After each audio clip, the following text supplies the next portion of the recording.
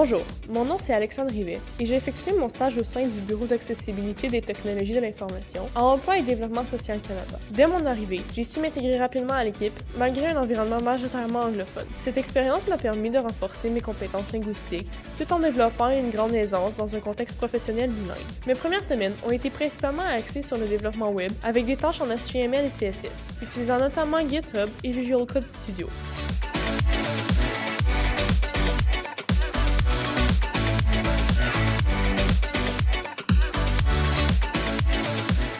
Ces premières semaines m'ont également permis de me familiariser avec le domaine de l'accessibilité et d'apprendre à créer tout en étant accessible.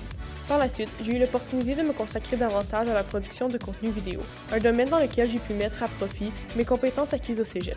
J'ai réalisé 3 projets vidéo majeurs. Chacun me permet de développer de nouvelles compétences, notamment en accessibilité et en gestion de production. Mon premier mandat vidéo consistait à produire une vidéo démonstrative mettant en valeur une technologie adaptative. J'ai conçu les animations d'introduction et de conclusion à l'aide d'After Effects, tout en assurant une mise en valeur claire et lisible des éléments visuels afin d'en faciliter la compréhension pour tous les utilisateurs.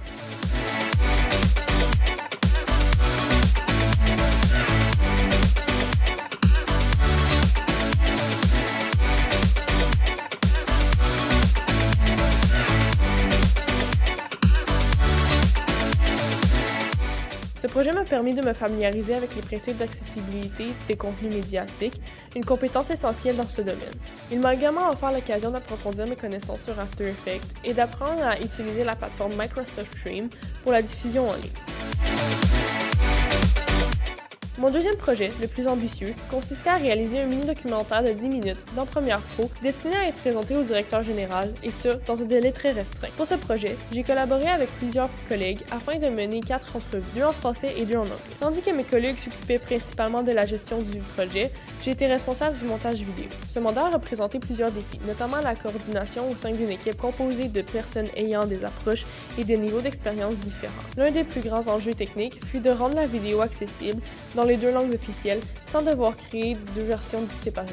Il fallait également concevoir des sous-titres bilingues à l'aide de Notepad++, tout en respectant les normes d'accessibilité. L'ensemble des exigences liées à l'accessibilité des médias demandaient une grande rigueur, car si elles sont mal appliquées, elles peuvent affecter la clarté, la cohérence ou l'esthétique générale de la vidéo.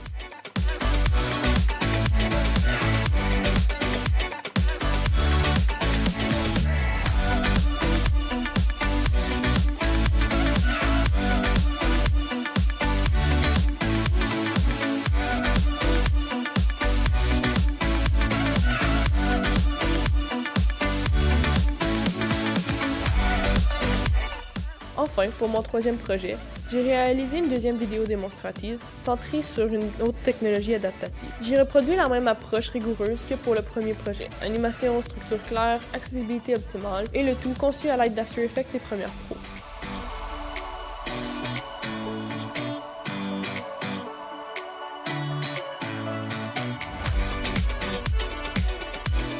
Ce stage m'a permis de consolider plusieurs compétences essentielles.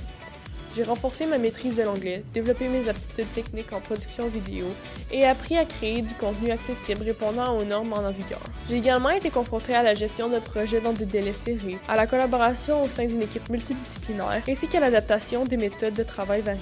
Ce stage m'a confirmé mon intérêt pour la production multimédia inclusive et plus particulièrement pour la vidéo. C'est d'ailleurs pendant cette période que j'ai réussi mon admission à l'UQAM en création 3D pour le jeu vidéo, où je souhaite continuer de développer mes compétences. Je tiens à remercier chaleureusement Victoria Middleton, Mathieu Legault et Pierre Roy pour leur encadrement, leur soutien et la qualité de cette expérience professionnelle.